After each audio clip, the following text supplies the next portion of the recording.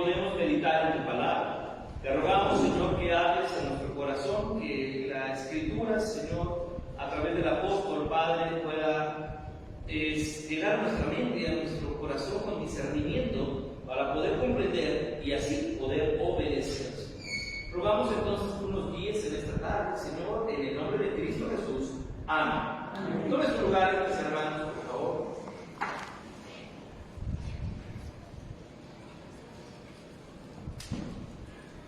Las dificultades por las que la iglesia, hermanos, estaba enfrentando, los menesteres que tenían, y lo que escribe Pablo aquí, hermanos, nos hace saber que había una dificultad más. Recordemos que algo tenía en el corazón de los filipenses, hermanos, era generoso, un corazón que se preocupaba incluso por Pablo, más adelante lo vamos a ver. Era un corazón bondadoso el corazón de los filipenses. Ahora hay algo interesante, hermanos, que destaca precisamente aquí, porque nos hace saber el apóstol a través de esta escritura enviada a la iglesia que no estaban exentos, hermanos, de ese grupo de gente que se infiltraba a las iglesias con el fin de retorcer la enseñanza de Cristo. Y Pablo tiene que dejar en claro, hermanos, que no hay nada más importante como conocer a Jesucristo. No deja, hermanos, de lado lo que él ha cumplido, pero le da el valor que debe haber y solo terrenal. Y como Pablo, hermanos, pone sus ojos en aquello que es celestial. La verdadera recompensa está en los cielos. La verdadera recompensa es conocer al Señor Jesús. La verdadera recompensa, hermanos, es ser tenido como cristiano. Ahora, hay algo bien interesante, porque Pablo ya les ha hablado, hermanos, acerca de lo que hace la oración, la garantía que implica, hermanos, para aquí y para más allá, creer en Jesucristo. Habla, hermanos, de la cristología, de la encarnación, de la parucía del Señor Jesucristo, dándole la gloria, y como toda rodilla y como toda lengua va a terminar confesando que Jesucristo es el Señor. Y esto nos constituye a nosotros, hermanos, como responsables de poder ser aquella luz en lugares donde no existe el Evangelio, aquellos corazones donde no hay Evangelio. Ahora Pablo también les dice: yo les voy a mandar ayuda, les voy a mandar gente que les va a ayudar. Y habla de Timoteo y habla de Epafrodito, ¿se acuerdan? Lo vimos la semana pasada, para que ellos puedan ser de aliento a ustedes. Pero continúa ahora, hermanos, con esa seriedad que implica llamarse cristianos. Nótese, hermanos, que estos grupos, los judaizantes que estaban en el tiempo del apóstol Pablo, y aún a la fecha, no buscan ganar adeptos de otros grupos religiosos. Se infiltran en las iglesias cristianas, no sé si han notado eso, para tratar de alcanzar al cristiano. No van a lugares donde no se predica Jesucristo. No van a la India, no van con los musulmanes. Van donde están las iglesias cristianas. Y todo lo que nos relata el apóstol aquí, hermanos, habla de que ese ataque también fue a las puertas de la iglesia en Filipos. Y entonces Pablo no está dejando de lado nada. Empieza el versículo 1 diciendo: por lo demás, ahora diciendo de esta forma, tengo algo más que agregar. A todo lo que dije, tengo algo más que agregar. Hermanos, y miren dónde radica el gozo del apóstol. Recordemos que esta es la epístola del gozo. Y Pablo en cada capítulo ha mencionado esa palabra. Y aquí lo vuelve a hacer: gozaos, gozaos en el Señor.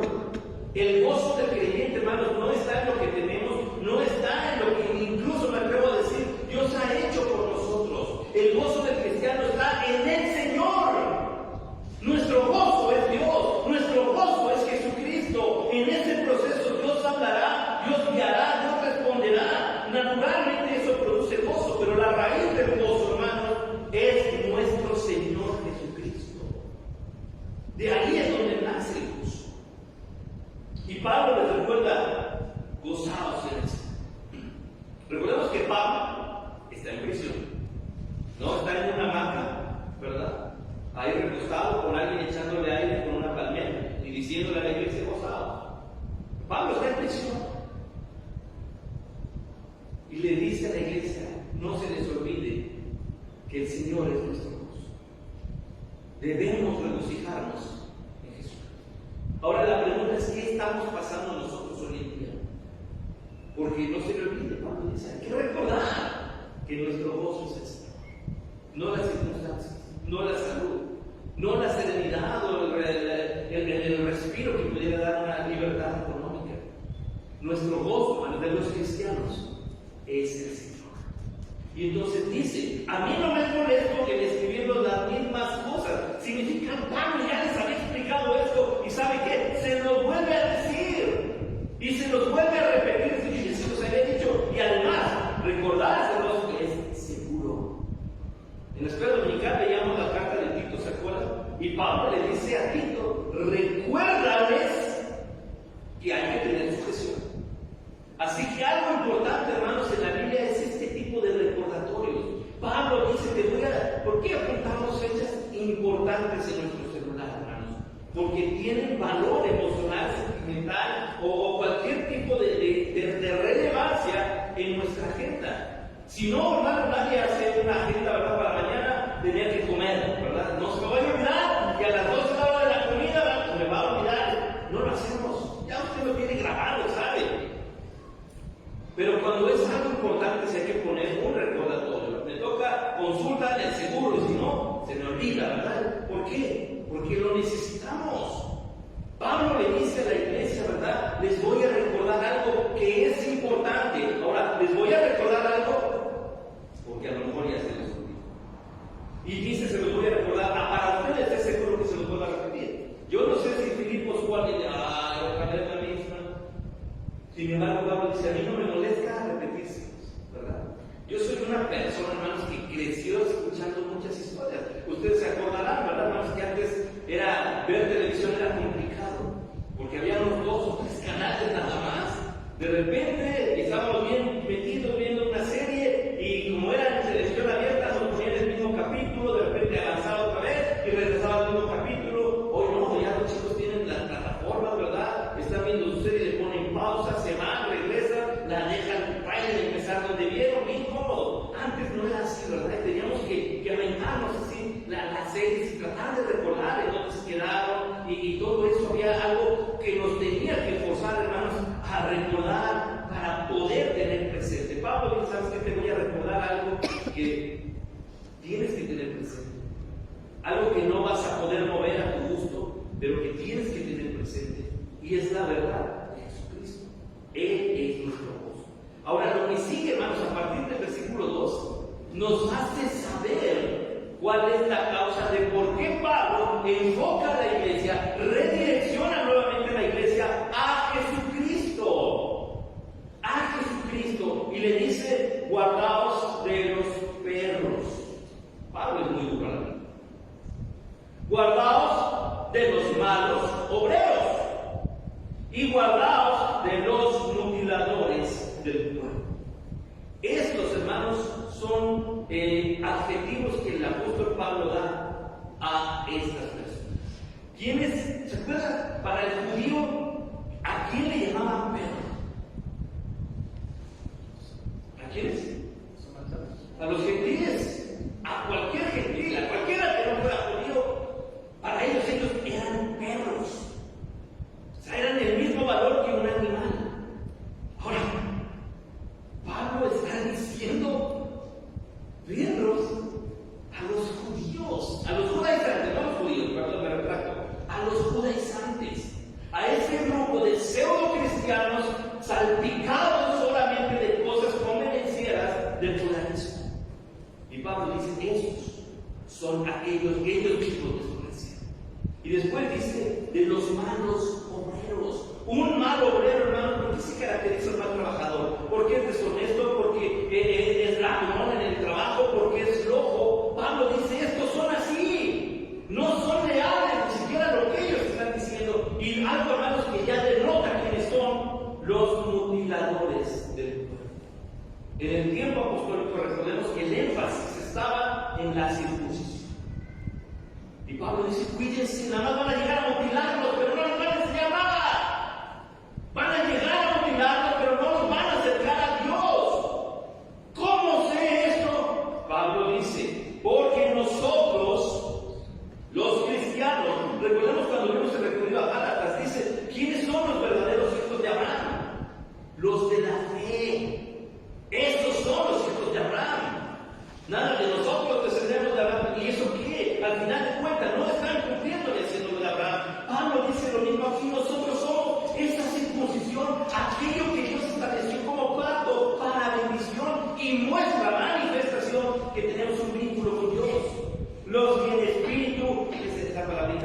Los que en espíritu, ¿qué?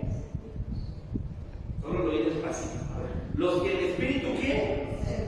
Servimos. Pablo no dice los que sirven. Pablo dice los cristianos servimos. ¿Cuál es el énfasis del mes? Un pueblo que sirve, dispuesto a servir. Un pueblo dispuesto a servir. Eso es lo que caracteriza al pueblo cristiano. No estar mutilados del cuerpo, sino que servimos a Dios. Nos gloriamos en Cristo y no tenemos confianza en la carne. No hemos puesto nuestra fe en lo que hemos hecho o hemos logrado. Está en Jesucristo. Y entonces Pablo nos habla de su currículum. Aunque yo tengo también que confiar en la carne. Ellos llegaron diciendo, tienes que hacer esto y cumplir la cuestión de la ley, hermanos, las obras de la ley. Pablo le llamaba las obras de la ley, que tienen que ver con lo que nosotros tenemos que hacer según el judaizante para alcanzar salvación. Según Pablo, solo en acto de obediencia cultural. Ahora, algo interesante, porque Pablo no establece la ley aquí, no le lleva el decálogo tal cual, no lleva la tradición, el alajá, no lleva el Talmud, no lleva a ningún lado gentil esas cosas. Lleva a Jesucristo. Esta es la diferencia. Entonces Pablo dice, aunque yo también tengo también de qué confiar en la carne. Si alguno piensa que tiene de qué confiar en la carne, yo más. Pablo dice, aquí viene lo que yo he logrado. Aquí viene lo que me destaca a mí como judío. Pablo era judío. Y dice, circuncidado al octavo día, pacto con la blanca. Recuerda, todo varón que nace será circuncidado al octavo día. Dice Pablo, ahí está. Yo soy circuncidado al octavo día. Así que ahí está. Segundo, linaje de Israel. O sea, no soy un adherido al pueblo, no soy un prosélito. Yo soy del linaje, de la estirpe de Israel. Luego dice, ¿verdad? De la tribu de Benjamín. La jactancia que tenía la tribu de Benjamín, hermanos, es que junto con la tribu de Judá fueron las únicas dos tribus que permanecieron allí en la capital de Jerusalén y se estableció como el reino de Judá. Pero fue la tribu de Benjamín la que respaldó eso. Y Pablo dice, yo soy benjaminita. Así que yo soy de los que realmente estamos aquí por derecho, por herencia y por nacimiento. Todos, yo también soy. Ahora dice hebreo de hebreo. Recordemos, hermanos, que en estos tiempos ya no se les llamaba hebreos. Sin embargo, existía un grupo radical que así se hacía llamar como tal. Y Pablo dice, si hay un grupo que quiera pretender ser de aquellos, yo soy el que encabeza esa lista. Soy el hebreo de hebreos. Luego dice, en cuanto a la ley, fariseo, hermanos, el fariseo era de los tres grupos religiosos, hermanos, en estos tiempos, más hermético. Estaban los saduceos, pero ellos no tenían problemas con algunas cosas, hermanos. Los saduceos sí andaban en la calle, ellos eran ricos, eran los que controlaban el templo, todo lo que tenía que ver con el templo. El sumo sacerdote era saduceo. Así que ellos no tenían problema, pero los fariseos sí. ¿Se acuerdan qué significa la palabra fariseo? Separado. No, por ejemplo, en el caso del santo, que es apartado, con una disposición de el fariseo, yo no me junto con.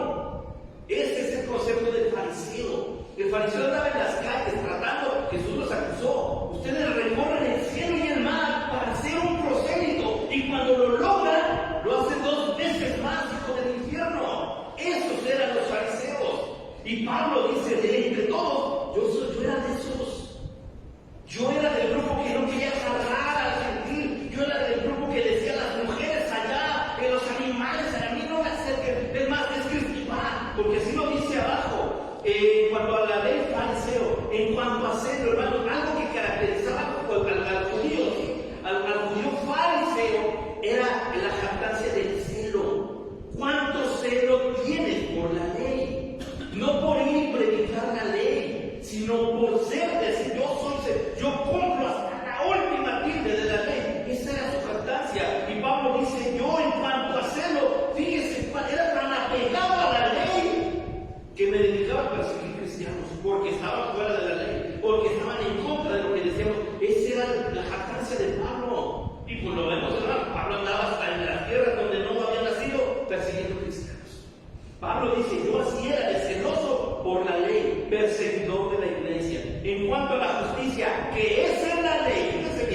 lo que establece la ley, no la ley de Cristo, sino la ley escrita, irreprensible. O sea, casi Pablo sabía la ley de memoria al derecho y al revés.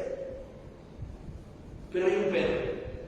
En el versículo 7 hay un pero, que él mismo pone. Pero, cuantas cosas eran para mí ganancia, aquello que realmente debiera ser ganancia como judío, la estimo como pérdida por amor de Cristo. Se encontró con algo más grande, con algo más valioso. ¿Y sabe qué fue? Su amor por Jesucristo. Y no era, hermano, nada más decir Pablo. Pablo dijo que ama a Jesús.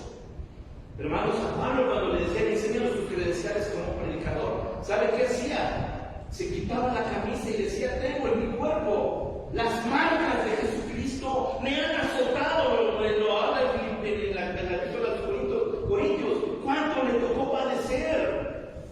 Dice Pablo, yo tengo las marcas de Cristo en mi cuerpo, todo lo que me ha costado, esto es más valioso para mí que poder tener mi título del seminario teológico judío de Gamaliel, ¿verdad? Wow, pero Pablo dice para mí, yo eso lo tengo porque me encontré que mi corazón ardía de amor por Jesús.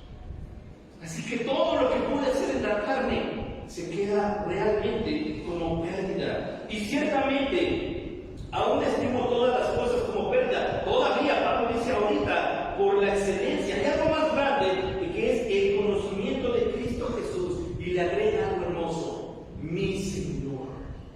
O sea, Pablo con ese término se establece como siervo del Señor Jesucristo, por el amor del cual lo he perdido todo y lo tengo por basura para ganar a Cristo. No llegué con Cristo y no voy a llegar con Cristo mira, soy fariseo, soy hebreo de hebreos. Si llego delante de Cristo será por la gracia de Jesucristo solamente. Y se dan cuenta, hermanos, cómo entonces la jactancia y la arrogancia con la que llegaron a bombardear a los filipenses, hermanos, Pablo se las echa abajo. No se les olvide que nuestro gozo es Jesucristo. Y esto, hermanos, es menester que la iglesia no lo pierda. Es menester que la iglesia reconozca que sin Jesucristo, hermanos, no tendríamos salvación. Sin Jesucristo no tendríamos esperanza. Sin Jesucristo no tendríamos iglesia, hermanos. Somos cristianos. Así que sin Cristo no somos absolutamente nada. Los más dignos de consideración, también dice en la carta a los Corintios, dice el apóstol, daríamos lástima. Hermanos, y basta ver el mundo cómo está de cabeza. Nos está faltando predicar a Cristo, porque al mundo le está faltando conocer a Jesucristo. Y dice después, lo tengo por basura. La palabra que aparece basura, hay algunas traducciones que van más al significado etimológico, que es desecho. Algunos sí lo ponen como excremento, tal cual. Y no está mal, la traducción es la misma. Pablo dice basura, no me sirve para nada. No puedo llegar con Dios con mis títulos. Si llego ante Dios, será por lo que hizo Cristo.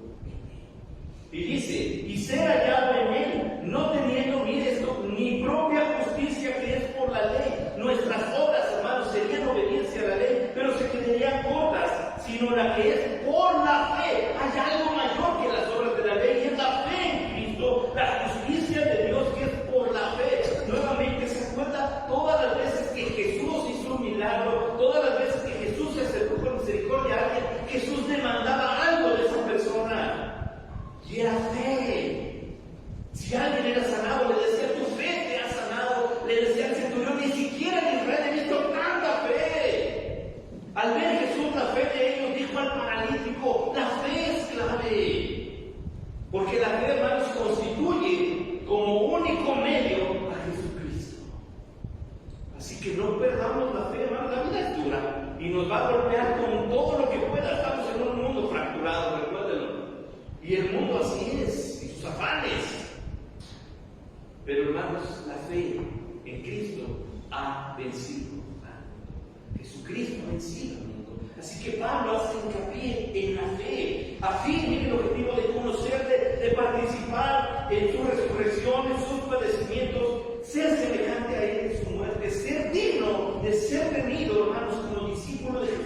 Si en alguna manera llegase la resurrección entre los muertos, ni usted ni yo sabemos, hermanos, qué va a pasar mañana. Si Cristo viene, si morimos, hermanos, si resucitamos en Cristo, simplemente Pablo dice, yo lo que quiero cuando Cristo me llame yo pueda entregarle otras cosas. Iglesia de Filipos, no se les olvide la cara. Ya les dije todo lo que yo tengo, pero ¿sabe qué? Lo que es importante es la fe que tenemos como iglesia en Jesucristo.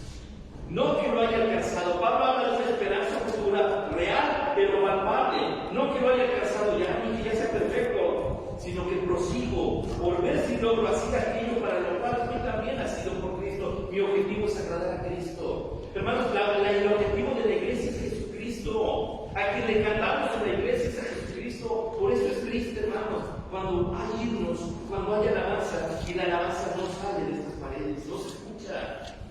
Los vecinos tienen que oír cuando la iglesia canta. Tal vez nuestros vecinos no sean cristianos y reaccionen de diferentes maneras, pero nosotros somos cristianos y si vamos a cantar aquí, hermanos, vamos a cantar con todo nuestro corazón porque le estamos cantando a Jesucristo. No queremos que los vecinos nos aplaudan, queremos que escuchen que aquí se alaba a Jesucristo. Y salir, hermanos, convencidos de que nuestra alabanza es real. Fuimos constituidos, fuimos llamados, alcanzados por Jesucristo para los propósitos divinos. Así que Pablo lo hace de esta forma y dice en el 13, yo mismo no pretendo haber alcanzado ya, pero una cosa hago, olvidando ciertamente lo que quedó atrás y extendiéndome a lo que está delante. Pablo dice, mi meta es alcanzar al Señor. Sí, hay un pasado oscuro. Imagínense a alguien que llegara y dijera, Pablo, pero perseguiste a la iglesia. Pablo, pero tú aplaudiste cuando metieron a Esteban. Pablo dice, mi pasado ya quedó atrás. Conocí un pastor, hermanos, que él decía continuamente, el diablo, hermanos, llega y me ataca con mi pasado. Y llega el diablo y me recuerda lo que hice antes de Cristo. Y me recuerda y me empieza a avergonzar. Y me empiezo a sentir tan indigno que ya no quiero orar ni leer la Biblia. Porque el diablo llega y me restrega en la cara y en mi mente todo lo que yo hice. Y entonces aprendí que cuando el diablo viene y me ataca con mi pasado, yo le recuerdo su futuro. Y el de él es la condenación eterna. Entonces, hermanos, Pablo dice lo mismo, a mí el pasado ya no me detiene. Lo que me importa es lo que es de Cristo para adelante y lo que yo voy a lograr de Cristo en adelante. Prosigo a la meta, dice, al premio del supremo llamamiento de Dios en Cristo Jesús. Mi objetivo es que Dios se glorifique, que Dios se regocije, hermanos, como hijos. A los papás, hermanos, cuando vemos el logro de nuestros hijos, ¿verdad? El primer paso de nuestros hijos. Ya salieron del kinder, ¿verdad? Cuando salieron los hijos del kinder, les pusimos ¿cómo se llama? Birretito, ¿verdad? Estaban chiquitos. Y salieron del kinder y me dicen, ya nos licenciamos del kinder. Hombre, no, ya, ¿cómo era la sonrisa? Y uno de ellos me vio sonriendo y dijo, ¿estás contento, verdad? Y dije, esto es para mí. Lo que tú has logrado, hijo, hace que yo sonríe. Y la verdad es que me quedé pensando muchos años en eso, hermanos. ¿Cuántos de nosotros podemos decirle a Dios, Señor, que mi vida ponga una sonrisa en tus labios? Hermanos, esa es una lucha porque somos pecadores. Pero es una disposición de nuestro corazón es decir, voy a hacer que mi Padre Celestial me mire y sonríe. Me voy a esforzar hoy para que al final del día el Padre me mire y me mire sonriendo. Quiero esforzarme al plan, a la meta, al objetivo que es Cristo. Pero lograrlo de esa forma, hermanos, dice, así que todos los que somos perfectos, esto mismo citamos, y si otra cosa sentís, eso también nos lo revelará Dios. Pablo no habla de perfección, hermanos, de no cometer errores, sino de aquel revestimiento, hermanos, en Cristo Jesús. La diferencia que hay de aquel que confía en las obras, de aquel que ahora confía en Dios y que su objetivo es Dios. Entonces, como cristianos, hermanos, Dios busca en nosotros santificarnos. Ese proceso de perfeccionamiento en nosotros. Pablo dice, los que estamos en ese proceso, de esa forma lo dice. No dice, los que no cometamos errores, levanten la mano. Claro que no, hermano, claro que no. Pero sí está hablando de ese proceso de perfeccionamiento que el Espíritu Santo tiene diariamente con usted.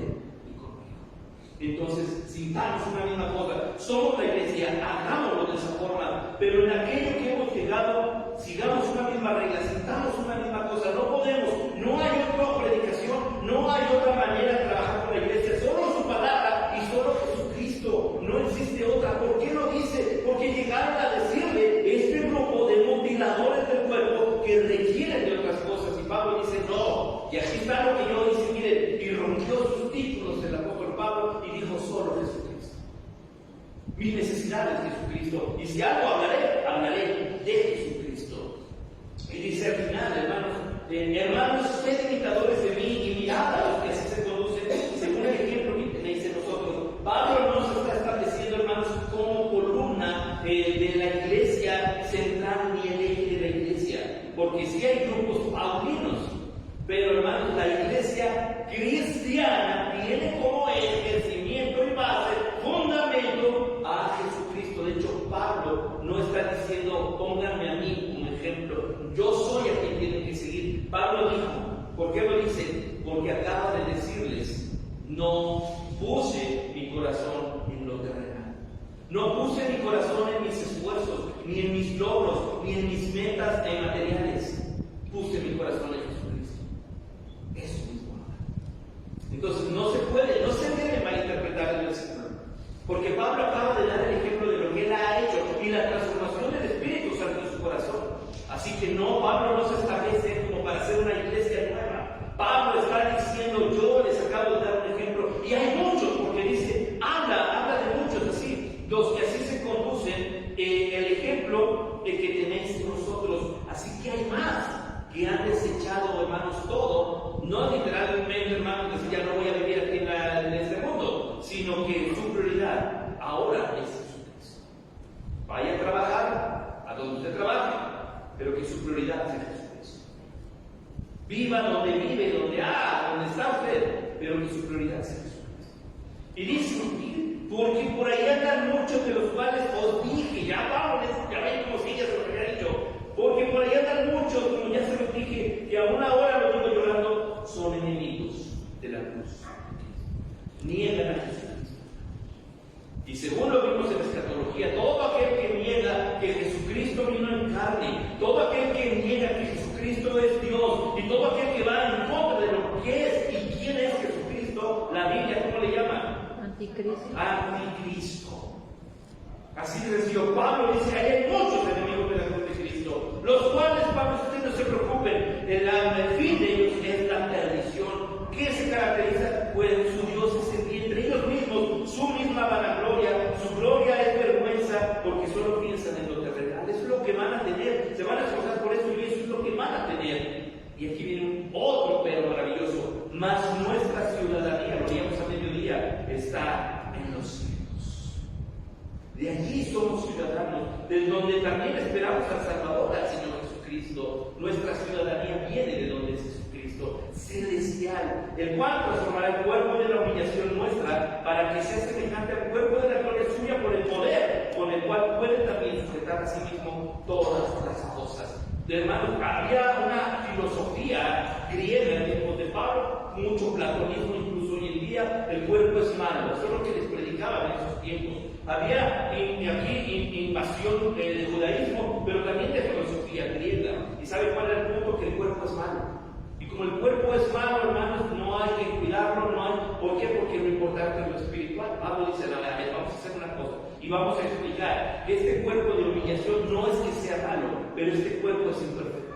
A eso se refiere, para que sea semejante en la transformación, en la resurrección, al cuerpo glorificado de Cristo. Y eso solo lo puede hacer Él. ¿Por qué? Porque Él es el único que puede sujetar todas las cosas. Todo fue creado por Él, todo fue creado para Él. Pablo le dice a la iglesia, hermanos, no se desvíen. Van a venir muchas corrientes de pensamiento, vendrán muchos problemas, vendrán muchas situaciones que probablemente hagan titubear nuestra fe. Prosigan al blanco.